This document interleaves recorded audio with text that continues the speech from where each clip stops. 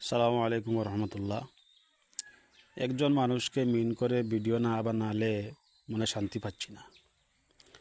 সেই ব্যক্তিটি হচ্ছে আলেম নামের জালেম এবং ঠুকাই বক্তা, যাকে বলে কমেডি বক্তা। তার নাম হচ্ছে রফিকুল্লাহ আফসারি। তার নামটাও আমি বলতে চাইছিলাম না, কিন্তু পরিচয় দেওয়ার জন্য বললাম। সে যে গতকালকে একটা ভিডিও তৈরি করেছে, বাংলাদেশের মানুষের অন্তরে আঘাত করেছে।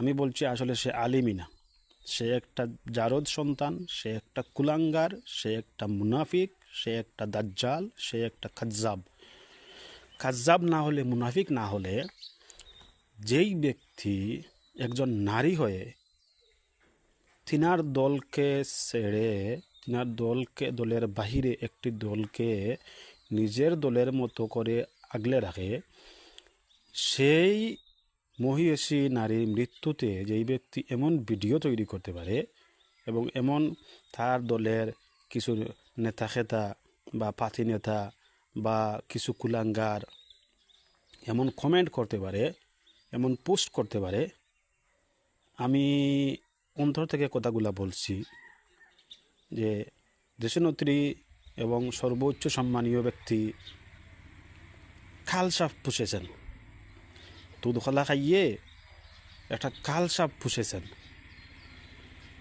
কথাটা বোঝাতে পারলাম কিনা? আমি তাকে বলছি, শোনো, তুমি আলিমই নয়, তোমাকে আলেমই মনে করি না আমরা। তুমি একটা কমেডি বক্তা, তুমি একটা পৃষ্ঠা তিলাওয়াত করতে পারবে না। একটা কোরআন শরীফের একটা পৃষ্ঠা তুমি শুদ্ধ করে যদি তিলাওয়াত করতে পারো, তুমি আলেম। আমি আল্লাহর নামে শপথ করে বলছি, তুমি একটা কোরআন শরীফের একটা পৃষ্ঠা তুমি শুদ্ধ করে তিলাওয়াত করতে পারবে না। তোমার সেই যোগ্যতা নাই। তাই তুমি দেশনেত্রীকে নিয়ে কথা বলার তোমার যোগ্যতা আসে কোথা থেকে? তোমার মতো বেয়াদবকে সাইজ করতে হলে বিএনপি নেতাকর্মী লাগবে না, দেশের সর্বসাধারণ মানুষরাই তোমাকে সাইজ করবে। অপেক্ষায় থাকো।